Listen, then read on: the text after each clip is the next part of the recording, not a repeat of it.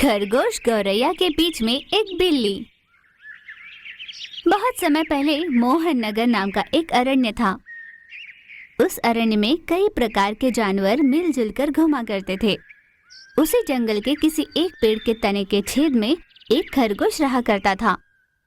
रोजाना जंगल में रही हरी भरी घास चरना, झील के किनारे खेलना, सारा जंगल घूमकर पेड़ के तने के छेद में जाकर सो जाना, ऐसा हर रोज चलता था।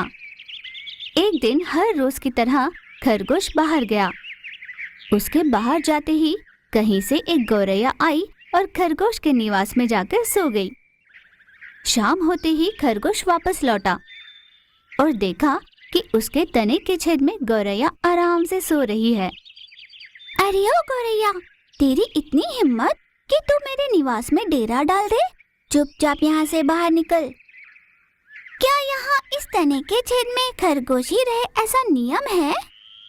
बकवास ना करो, यहाँ मैं सालों से रह रहा हूँ। तब तो और भी अच्छा। जब इतने सालों से रह रहे हो तो अब मैं रहूंगी। ये तुम गलत कर रही हो।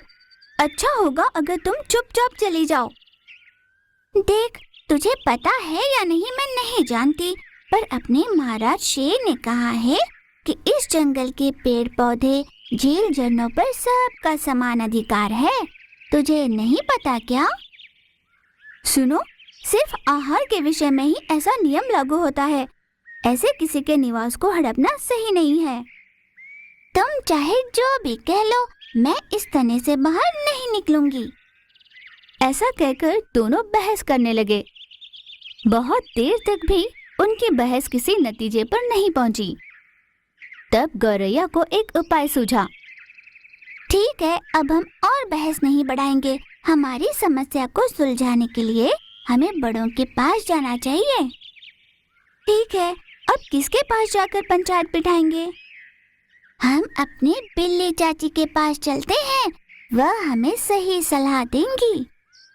ना मामा, वो बिल्ली चाची तो बड़ी धोखेबाज है। चोर बिल्ली, उसके पास नहीं जाना।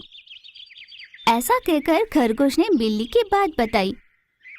उसके जवाब में गौरैया ने कहा, तो हर बात को गलत नजर से ही देख रहा है।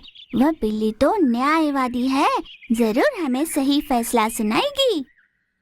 ऐसा कहकर उसने खरगोश को पटा लिया। फिर वे दोनों बिल्ली के पास पहुंच गए। बिल्ली चाची ने दोनों को आते देखा।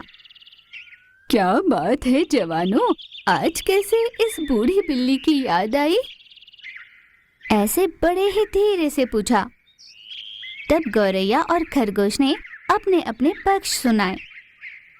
उन दोनों की बहस को बिल्ली चाची ने ध्यान से सुना। देखो बच्चों, मुझे याद कर मेरे पास आए, इसकी मुझे बहुत खुशी है, पर मेरी उम्र हो गई है।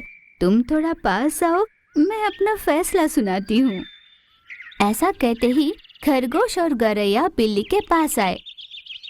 मौका मिलते ही बिल्ली ने झटके में दोनों को गटक लिया और जाकर सो गई। इस कहानी से हमें ये सीख मिली कि दो पक्ष के वाद विवाद का फायदा उठाने वाले लोग कम नहीं होते।